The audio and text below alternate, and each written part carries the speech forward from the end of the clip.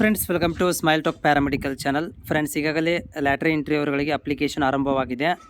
ಆದರೆ ಅದರ ಜೊತೆಗೆ ಅವರು ಬ್ರೌಚರ್ ಕೂಡ ರಿಲೀಸ್ ಮಾಡಿದ್ದಾರೆ. ಏನಪ್ಪ ಅಂದರೆ ಇನ್ಫಾರ್ಮೇಷನ್ ಬುಲೆಟಿನು.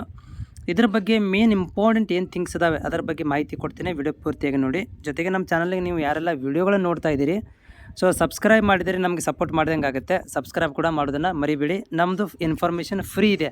ಯಾವುದೇ ಥರಂಥ ದುಡ್ಡನ್ನು ಇಲ್ಲಿ ತೊಗೊಳ್ಳೋದಿಲ್ಲ. ನಾವು ಫ್ರೀಯಾಗಿ ಇನ್ಫಾರ್ಮೇಷನ್ ಕೊಡ್ತೀವಿ. ಸಬ್ಸ್ಕ್ರೈಬ್ ಮಾಡಿ ಸಪೋರ್ಟ್ ಮಾಡೋದನ್ನು ಕೂಡ ಮರಿಬೇಡಿ. ನೋಡಿ, ಇಲ್ಲಿ ಮೊದಲಿಗೆ ಲ್ಯಾಟ್ರಿ ಎಂಟ್ರಿ, ಫಿಸಿಯೋಥೆರಪಿ, ಆಮೇಲೆ BSc ಪೋಸ್ಟ್ ಬೇಸಿಕ್ BSc ಮಾಡೋರಿದ್ದರೆ ಜನರಲ್ ಅಭ್ಯರ್ಥಿ ಮತ್ತು OBC ಅವರಿಗೆ 800 ರೂಪಾಯಿ ಇರುತ್ತೆ. SC ST ಕ್ಯಾಟಗರಿ 1 ಮತ್ತು PWD ಅವರಿಗೆ 400 ರೂಪಾಯಿ ಫೀಸ್ ಇರುತ್ತೆ.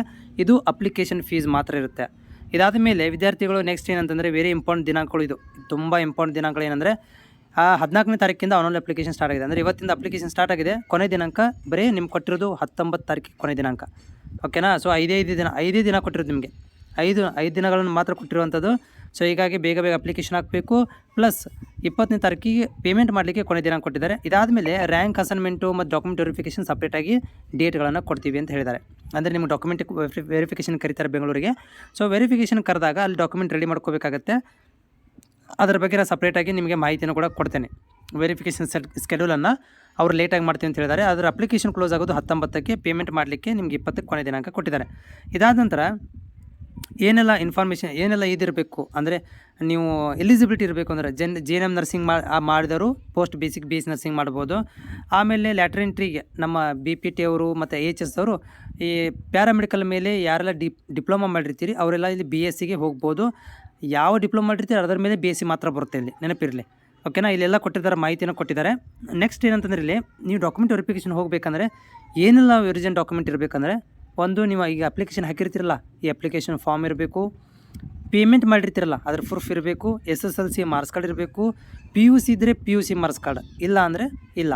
ಆಮೇಲೆ ಡಿಪ್ಲೊಮಾ ಸರ್ಟಿಫಿಕೇಟ್ ಎಲ್ಲ ಮಾರ್ಕ್ಸ್ ಕಾರ್ಡ್ ಇರಬೇಕು. ಇಲ್ಲಿ ಡಿಪ್ಲೊಮಾ ಮಾರ್ಕ್ಸ್ ಕಾರ್ಡ್ಗೆ ಮಾತ್ರ ಕೇಳಿದ್ದಾರೆ. ಇಲ್ಲಿ ನಿಮಗೆ ರಿಜಿಸ್ಟ್ರೇಷನ್ ಫಾರ್ಮ್ ಇದನ್ನು ಕೇಳಿಲ್ಲ, ಅಂದರೆ ಕನ್ವಕೇಷನ್ ಕೇಳಿಲ್ಲ ಇಲ್ಲಿ. ಆಮೇಲೆ JNMದವ್ರಿಗೆ ಎಲ್ಲ JNM ಮಾರ್ಕ್ಸ್ ಕಾರ್ಡ್ಗಳು ಇರಬೇಕು.